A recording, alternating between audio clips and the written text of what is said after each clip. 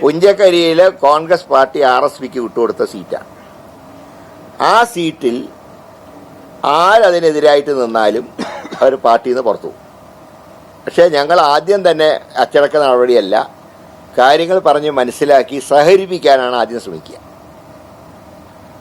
അങ്ങനെ റിബലായിട്ട് വരാൻ സാധ്യതയുണ്ട് എന്നുണ്ടെങ്കിൽ അവരെ കാര്യങ്ങൾ പറഞ്ഞ് മനസ്സിലാക്കും. അല്ലാതെ ആദ്യം തന്നെ അച്ചടക്കം നടപടി എടുത്ത് പുറത്താക്കലല്ല.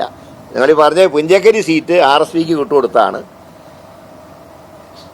RSP വളരെ നല്ല രീതിയിൽ തന്നെ അവർ ഒരു UDFന്റെ സ്പിരിറ്റ് അവർ കാണിച്ചു. അവർ 5 സീറ്റ് അവർക്ക് ഞങ്ങൾ വിട്ടുകൊടുത്തപ്പോൾ ഒരു സീറ്റ് അവർ പറഞ്ഞു ഞങ്ങൾക്ക് വിജയസാധ്യതയില്ല, അതുകൊണ്ട് ആ സീറ്റ് അവർ കോൺഗ്രസിനെ ഏൽപ്പിച്ചു, ആറ്റിപ്പുറ സീറ്റ്. അങ്ങനെ ഒരു ഒറ്റ ഡിമാൻഡേ അവർ പറഞ്ഞിട്ടുള്ളൂ, അടുത്ത തവണ 5 സിറ്റിംഗ് സീറ്റ് ഉണ്ട് എന്നുള്ള ഞങ്ങളുടെ അവകാശം സ്ഥാപിക്കണം. ഞങ്ങൾ പറഞ്ഞു ശരി, സന്തോഷം.